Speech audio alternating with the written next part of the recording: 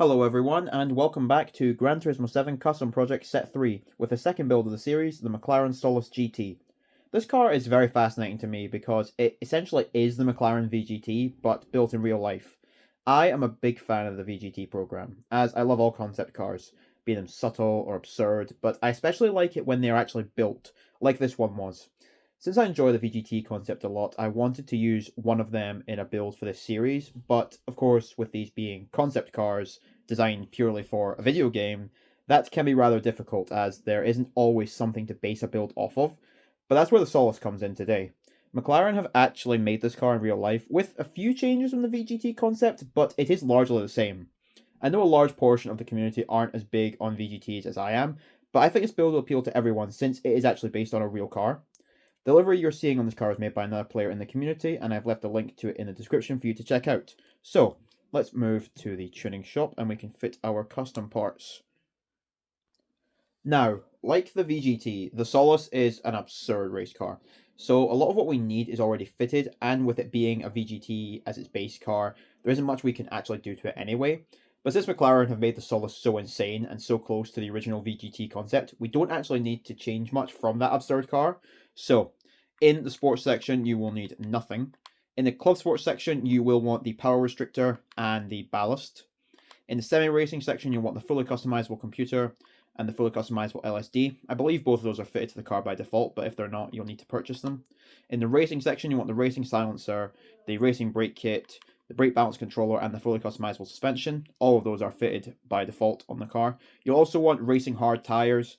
Like I said in other builds, you can stick with racing mediums, or you can go for racing softs, or you can go for racing hards. It doesn't matter at the end of the day. I just usually go for the hard tires because they have the best durability, which means the car is more useful for the endurance races like Sardinia and the newly introduced World Touring Car 900 events. So go for the softs, go for the mediums if you want, but I personally prefer the hard tires just for that extra durability. In the extreme section, you won't need anything, and in the ultimate section, you also won't need anything. So a very simple tune, not a lot of parts that we need. And it means the tuning guide for this is pretty affordable since you don't have to spend that much more money after you buy the car. So now we have our few parts fitted, we can head into our tuning settings. So as you'll see, there isn't a massive difference between the original VGT and the Solus. That's because McLaren made it so close to their concept initially. So we'll head into our settings here. Our tyres are on racing hards. For our suspension, the body height isn't adjustable. For the anti-roll bar, it is set to 5 on the front and rear. For our compression on the dampers, we have 35 front and rear with 45 front and rear for the expansion. Our natural frequency is set to 4.65. The negative camber angle is not adjustable, and the toe angle is set to 0.10 towed out on the front and 0.20 towed in on the rear. Our differential is fully customizable, and the initial torque is set to 10, acceleration sensitivity is 20, and the braking sensitivity is 45. All of those are on the rear because the car is rear-wheel drive, so you can't adjust the front values. For our downforce, it is set as high as it can go on the front and rear with 1400 and 2000. One of the big things about the McLaren Solus is just how absurd the downforce is. Like, I've read some places that apparently, if it were physically possible to have the car drive on the ceiling, the downforce alone would keep it glued to the ceiling, basically. So, as high as downforce as we can get to match that. I don't think the downforce levels would actually replicate the real car, but this is as high as we can go, so I've set it to that setting.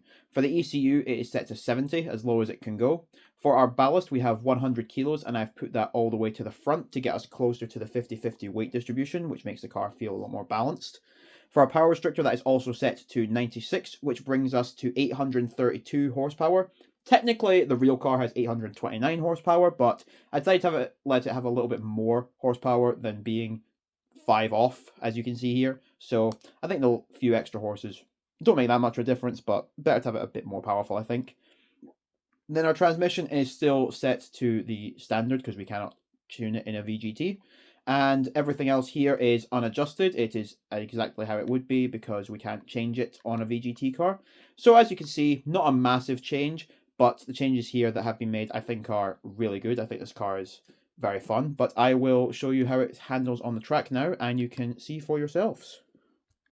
So, how is this car? Well, it has most of the characteristics of the VGT concept, but more realistic and refined. It's very quick, but more finely tuned for more efficient racing. The cornering of this vehicle is very good, meaning that basically anyone can drive this car and have fun with it. I know that a lot of people in the community aren't fans of the VGT program, like I said earlier, and I do understand their point. People want to see more real cars added over concepts that don't exist. But I implore you to try this one. The McLaren VGT is already one of the best cars from the VGT program, but I like it even more now because it actually exists in real life. I hope some more of the VGT cars that have been made could come into existence in some form, like this McLaren Solus has. Since McLaren has made the Solus so close to their VGT car, making this Solus build was quite easy, and the result is really fun and great to drive. So, that's all for this video. Let me know what you thought of it, and please let me know, would you be open to seeing more VGT based builds in the future of custom projects? There aren't a lot I could do, but I have a couple of possibilities that I could make if there is interest in that kind of thing. So, thank you all for watching. Stay tuned in the next few days for the remaining build of this set, and have a great day.